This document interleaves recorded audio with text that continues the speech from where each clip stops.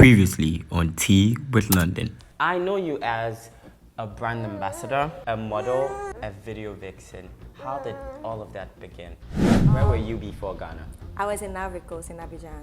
Okay. That's where I grew up, and then that's where I schooled and everything. We were kind of like forced, to come here to Ghana and everything. So I remember my dad coming from work, and he was like, "We can't stay," Oh, wow. because from where we were, there's this place called Abubu. Well, I don't know that, to be honest. That's a city, but it's kind of a place, So that's where they were shooting, and we're not really far from there. So it was kind of scary. I had a wrapper and a top because we had to hide.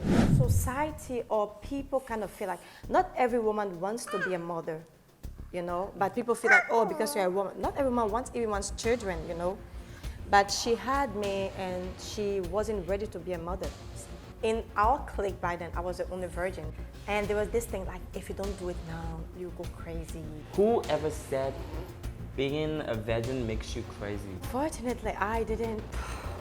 Yeah, my friends were like, why are you still a virgin? And like, why? Like, what are you going to do with it? Why are you keeping it for? Just get rid of it. And I couldn't seek advice from an older person because I was afraid to even like bring up the whole sex talk to any of my cousins or anyone, because I thought, okay, if I come to them and talk about this, they might tell my dad, maybe I want to have a boyfriend, or I already had. And then back then, the parents will beat you and everything, and my dad like used to beat on me, so I was scared. So I couldn't come to my dad. That was out of question. And so your friend said, if you're a virgin.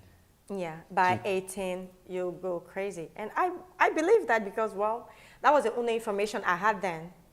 I couldn't talk to anyone to kind of check it out or verify, I had very limited access to information. So I believe it. Where did you meet this particular man?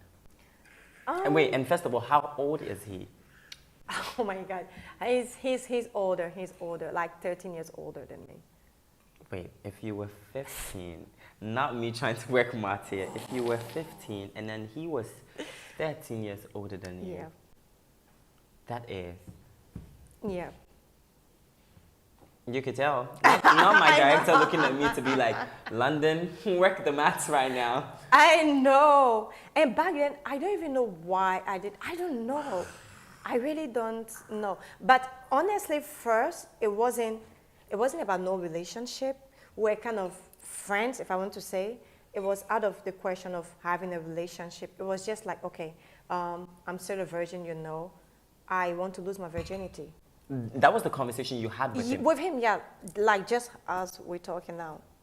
It was just like that. Like, I don't want to be your girlfriend. And he was way older than you. I know.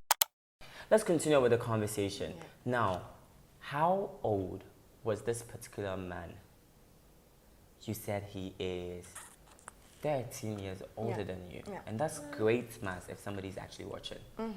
And you were influenced by your friends. Yeah. You also mentioned before me taking a break that you had a conversation with him. Yeah, I did. Saying that you wanted to break your virginity. Yeah. That was brave. Why didn't you think of someone your age to say, hey, my friend, let's just try what mommy and daddy do sometime. Why him? Because he was way older than you are. Yeah, I did then with a guy I liked then, but he was scared. He was like, he's scared of the whole virginity thing because apparently you bleed all over the place, and he was scared of blood. So you had that courage because your friend said, if you don't break your virginity, you were going to go mad at age 18. And then you had this conversation. Yeah. I still want to know where in particular, were you coming back from school when you met this particular man? So I met him at a church where I attended back then, my family and I. Wait, so he was a church member? Yeah. I'm guessing he should have known. I know. He should have known better, or like say, oh, you are too little to have this conversation. Yeah. At least he should have been like a father figure to you. I know. How was his reaction like when you brought up that conversation? He was like, am I sure that's what I want? I was like, yeah, I just want us to do it, and that was it. And he was like, okay. And then we set up an appointment, and that's how it went down. I didn't think I could get pregnant because I feel like I'm so young, like, no. Wow. I was actually naive then, yeah. Very. Because for you not to really know too much to do with condoms, for you not to know that you have to be comfortable before you could say, yes, I'm ready to do this. And at the age of, and then how did your father feel? Let's come to your father. How did he feel knowing that my daughter, whom the mom has left for me to take care of, is now pregnant as a teenager? He was devastated, like he cried for days. And it was a tough moment for all of us. It was a lot. Now going back to it, it was a lot. It was a lot. Because he had so much dreams and then hopes for me, you know. It was a lot. My dad used to cry for days. Like, he would hide himself in the room, but then I could hear him crying. Wow. And were you stigmatized by people in your community? I was, yeah. Yes. I remember back then, like, those same friends who kind of like, you know, talked me into doing it, their parents now forbade them being friends with me because I was now the bad seed. Wow. Yeah. Because, I mean, I was pregnant. Everyone could see that I was doing it. And even those people that spoke about you were not pregnant. No, that is the whole effect about being influenced by peers. Now, these people will talk you and highlight almost things that they seem to be the negative factor. Yeah. That, oh, if you don't do this, this makes you this. And then they're always not the one in the trouble. And then I got pregnant, but they've been doing it and nothing happened, but I did it just once again. I was pregnant. And now you were pregnant, and now your dad had to take care of you. Again, yeah, because obviously I was underage, and I mean, he did come up and be like, yeah, I got her pregnant, but financially he wasn't doing much. Oh, the man came finally. Yeah, he came like when I got pregnant. My dad asked me and I explained it to him. And like, of course, he had a lot of regret, like, why didn't you talk to me and why didn't you this? But then it was too late.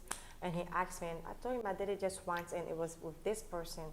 And I remember my dad calling him, like, my dad literally like wanted to beat him up.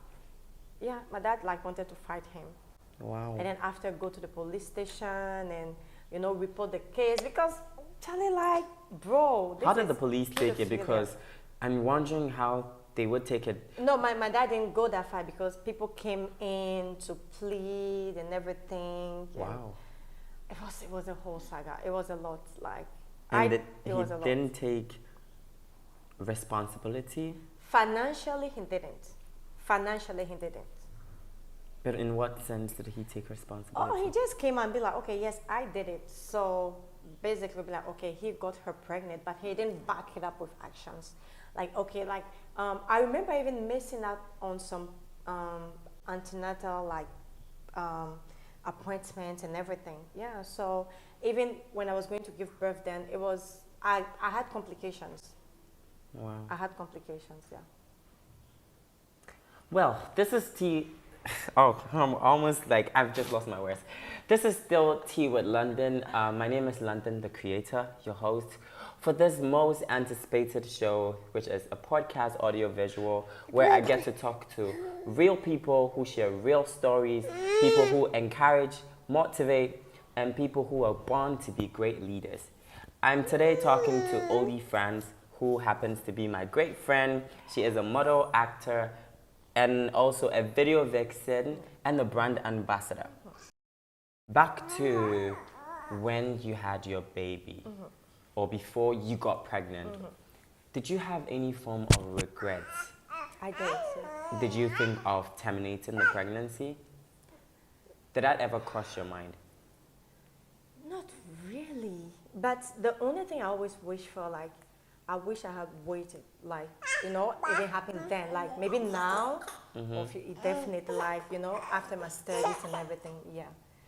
At what grade in school were you? Like, were you in high school, done with SHS? J'étais en seconde in cutie, like, how do you say that yet?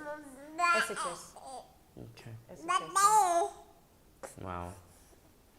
Well, I'm still going to say shout out to your dad because he's been there for you. Because I don't think it's every father that would actually stick to their kids should they go out and do things that they are not to. He was a great support because I remember there were times I felt like, I'm like, Dad, I can't do this. Like, okay, like not the baby thing, but the whole situation and the whole stigma that came of it.